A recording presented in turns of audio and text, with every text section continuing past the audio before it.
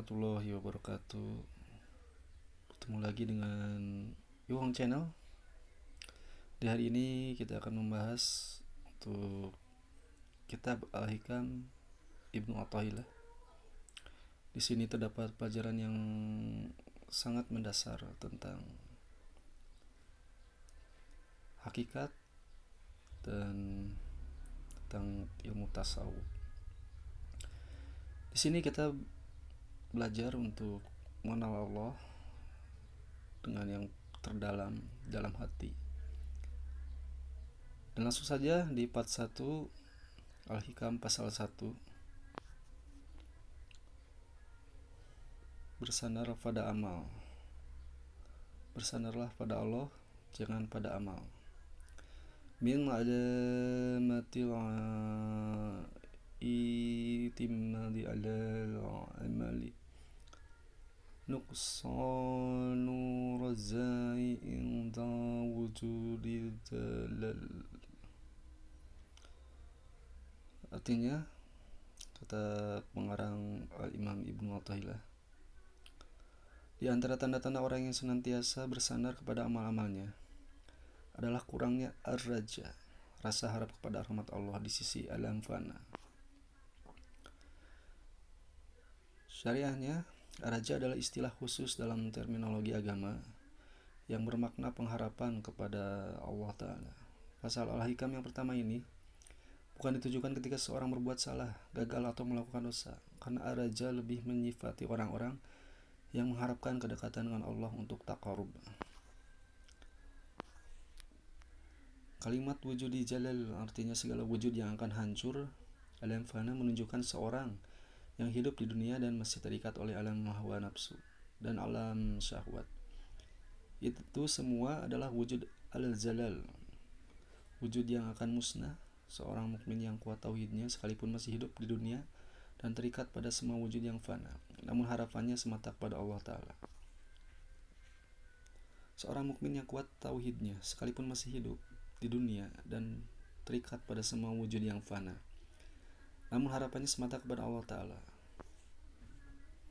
Jika kita berharap akan rahmatnya, maka kita tidak akan menggantungkan harapan kepada amal-amal kita, baik itu besar ataupun kecil. Dan hal yang paling mahal dalam suluk adalah hati, yaitu apa yang dicarinya dalam hidup dunia ini akan menguji sejauh mana kualitas raja atau harap kita kepada Allah Subhanahu wa Ta'ala. Dan Rasulullah SAW bersabda, tidaklah seseorang masuk surga dengan amalnya. Ditanyakan, sekalipun kau wahai Rasulullah? Beliau bersabda, sekalipun saya, hanya saja Allah telah memberikan rahmat kepadaku. Hadis riwayat Bukhari dan Muslim. Orang yang melakukan amal ibadah itu pasti punya pengharapan kepada Allah, meminta kepada Allah supaya hasil pengharapannya akan, tetapi jangan sampai orang beramal itu bergantung pada amalnya, karena hakikatnya yang menggerakkan amal ibadah itu Allah Subhanahu wa Ta'ala. Sehingga apabila terjadi kesalahan seperti terlanjur melakukan maksiat atau meninggalkan ibadah rutinnya, ia merasa putus asa dan berkurang pengharapannya kepada Allah Subhanahu wa Ta'ala.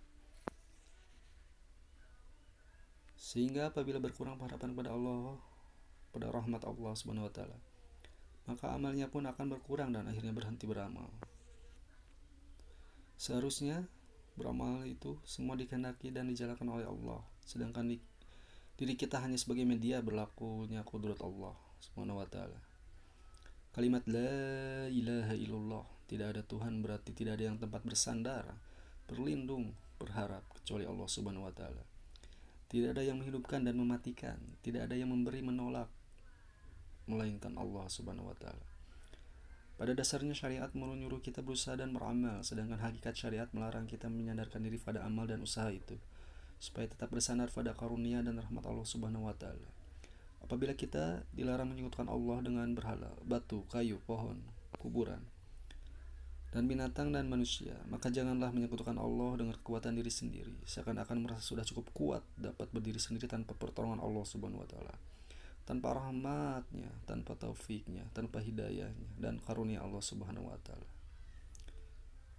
Demikian untuk ulasan Al-Hikam pasal 1 karangan Al-Imam Ibnu Athaillah Al-Iskandari.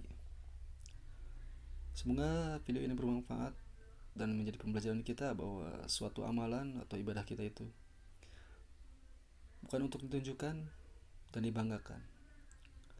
Karena yang menuntun kita atas ridho Allah Subhanahu wa taala adalah atas rahmatnya. Ada seorang kisah, seorang yang beramal 500 tahun. Beliau bertanya, dan beliau berkata, "Ya Allah, masukkanlah hamba ke dalam surgaku, surga Engkau, dengan amal-amalku." Dan Allah Subhanahu wa taala berfirman, "Ya malaikat, masukkan dia atau hitung dia amalnya selama 500 tahun." Dan dihitung oleh malaikat, ternyata semua amalnya dihitung dan semua apa yang dia lakukan dihitung, dihisab. Ternyata hanya untuk menutupi dosa matanya saja amal-amalnya selama 500 tahun itu. Dan kemudian dia dimasukkan ke neraka dan memohon lagi kepada Allah Subhanahu wa taala, "Ya Allah, ampunilah hambamu ini, masukkanlah hambamu ini ke dalam surga Engkau ya Allah, bukan dengan amal hamba ya Allah." Kemudian Allah berfirman, "Ya hambaku, kalau engkau menghitung amal engkau, tidak akan cukup untuk mengurangi dan menutupi aib engkau dan dosa engkau. Maka masuklah engkau ke dalam surgaku dengan rahmatku dan ridhoku." Di sini kita bisa memetik pelajaran bahwa suatu amalan tidak bergantung pada suatu asbab, karena amalan hanyalah kendaraan untuk menuju ridho dan rahmat Allah. Demikian pengalaman yang bisa saya bagikan. Jangan lupa di subscribe di Wong Channel kembali lagi di part 2 berikutnya, Al-Hikam pasal 2. Sampai berjumpa. Assalamualaikum warahmatullahi wabarakatuh.